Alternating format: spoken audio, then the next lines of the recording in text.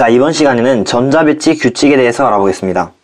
네, 일단 전자배치를 표시하는 방법부터 먼저 알아볼 건데, 일단 오비탈 기호를 이용하는 방법이 있고 오비탈 상자를 이용하는 방법이 있어요. 오비탈 기호를 이용하는 방법에선 오비탈의 모양을 나타내는 기호를 씁니다. 그래서 여기서는 P가 나와있죠. SPDF 이런 기호들이 나올 수 있겠죠. 그리고 그 다음에 앞에는 주양자 수를 써줘야 됩니다. 몇 번째 전자 껍질인지를 써주면 됩니다. 그리고 오비탈의 방향도 나타내줘야겠죠. 그래서 X, Y, Z 이런 방향들을 밑에다가 적어두고, 그리고 위에는 오비탈의 전자가 몇 개가 배치가 됐느냐, 총 2개까지 배치가 될 수 있는데 1개가 됐느냐 아니면 2개가 됐느냐를 나타내는 게 바로 오비탈에 배치된 전자 수죠. 네, 그래서 이제 오른쪽으로 넘어와서 오비탈 상자 모형을 이용해가지고 전자를 배치하는 방법을 알아볼 거예요. 오비탈은 이 네모 상자라고 생각하면 되고, 그리고 전자가 바로 화살표라고 생각하면 됩니다. 그래서 한 오비탈은 전자 2개가 들어갈 수 있는 방이에요. 그리고 이 전자를 우리가 화살표로 표시를 할 거다라는 거죠. 그래서 밑에 예시를 보면 일단 전자의 개수가 몇 개가 있을까요? 하나, 둘, 셋, 넷, 다섯, 6개 있죠. 6개 있으니까 이거는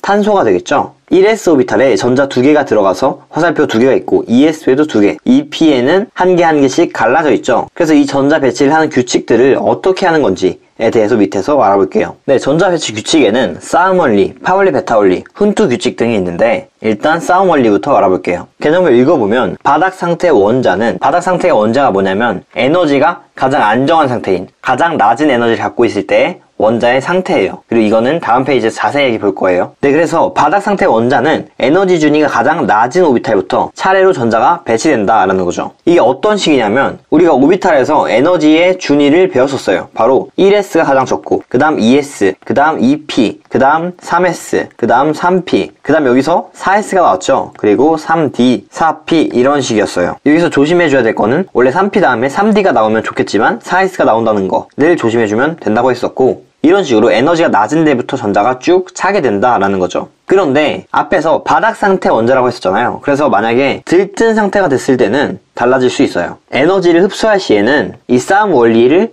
위반할 수 있어요. 그리고 이거는 다음 페이지에서 자세히 보도록 할게요. 그래서 이거를 잠깐만 한번 짚고 넘어갈게요. 예시를 들어보면 수소를 예시로 들어볼게요. 수소가 있는데, 수소에서는 오비탈이 이렇게 2개가 이렇게 있다고 칠게요. 1s와 2s 오비탈이 있어요. 그러면은 수소의 경우에는 바닥 상태일 때, 에너지가 가장 안정한 상태일 때 1s 오비탈에 전자가 들어있겠죠. 그래서 이런 식으로 있어야 되는데, 만약에 에너지를 흡수했다 그러면은 1s에 있던 전자가 2s로 올라올 수도 있다라는 거죠. 그래서 싸움 원리는 바닥 상태이냐 아니면 들뜬 상태이냐에 따라서 전자 배치가 달라질 수 있다는 거죠. 그리고 다음으로 파울리 베타 원리를 볼 건데, 이 파울리 베타 원리는 절대로 위반을 할 수가 없어요. 그래서 무조건 따라야 해요. 그 내용을 한번 알아보면, 이 한 개의 오비탈에는 최대로 전자가 2개밖에 들어갈 수 없다라는 거죠. 3개가 들어오면 안 되고 4개가 들어와도 절대로 안 된다는 거예요. 그리고 또 중요한 거는, 한 오비탈에 전자가 2개 있을 때 이 두 전자의 스핀 방향은 반대가 돼야 된다. 전자도 가만히 있는 게 아니라 스핀을 항상 하고 있는데 이 두 전자의 스핀 방향은 달라야 된다라는 거죠. 그래서 되게 중요하고, 예시를 한번 봐볼게요. 일단 제일 일반적으로 우리가 많이 본 모습이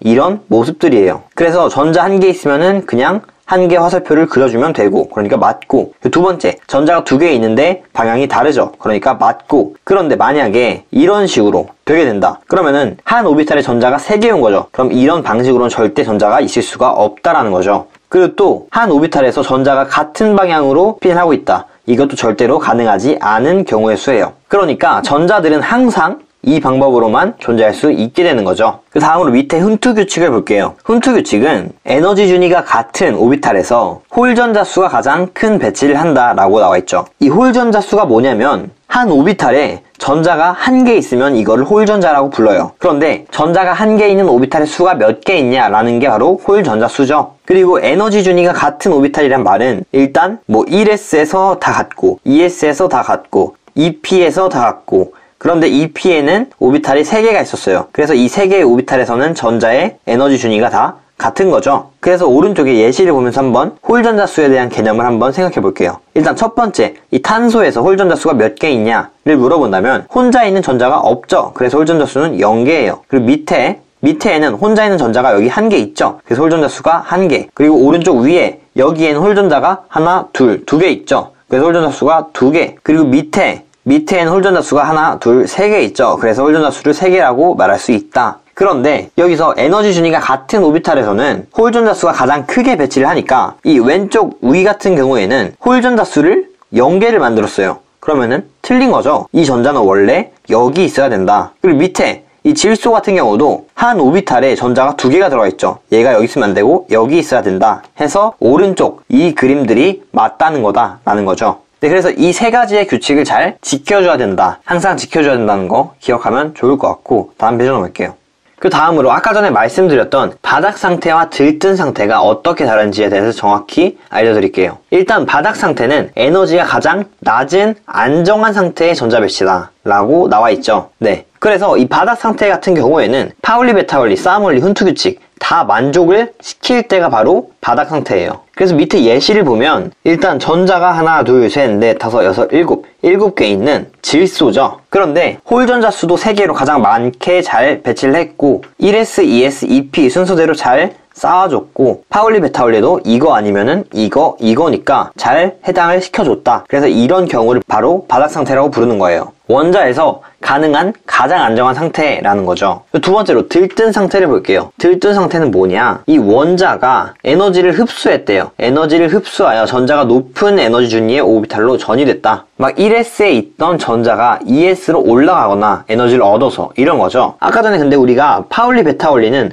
항상 만족을 해야 된다고 했어요. 파울리, 베타울리는 어기면 절대로 안 돼요. 싸움원리랑 훈투 규칙 같은 경우에는 불만족을 할 수가 있어요. 만약에 전자가 에너지를 얻어서 위에 있는 오비탈로 이동을 하면은 그게 바로 불만족을 하게 되는 것이죠. 전자가 에너지를 흡수함으로써 높은 에너지 준위로 이동을 하게 되면 불만족을 할 수 있다는 거죠. 그래서 밑에 예시를 한번 봐볼게요. 여기서도 마찬가지로 전자가 7개 있는 질소가 나와 있는데 아까 전에 질소 같은 경우는 왼쪽 그림같이 질소는 원래 있어야 하죠. 그런데 위에 예시를 보면 원래 전자가 여기에 있어야 되는데 지금 2p에 여기로 이동해 있죠. 그렇기 때문에 얘는 홀전자 수의 개수를 최대로 하지 않았어요. 그래서 훈투 규칙을 위반한 것이죠. 그리고 밑에 예시에는 원래 전자가 여기 있어야 되는데 지금 여기로 가 있죠. 그렇기 때문에 원래 전자가 1s, 그 다음에 2s, 그 다음 2p 이런 식으로 배치가 돼야 하는 싸움 원리를 위반한 것이죠. 그래서 전자가 에너지를 흡수했기 때문에 이런 규칙과 원리를 위반할 수 있는 것이다. 그런데 파울리, 베타울리는 절대로 위반을 하지 못한다라는 것까지 알아두면 좋을 것 같아요. 네, 그래서 이번 수업은 여기까지고 영상이 유익하셨다면 구독 눌러주시고 좋아요 눌러주시면 감사하겠습니다.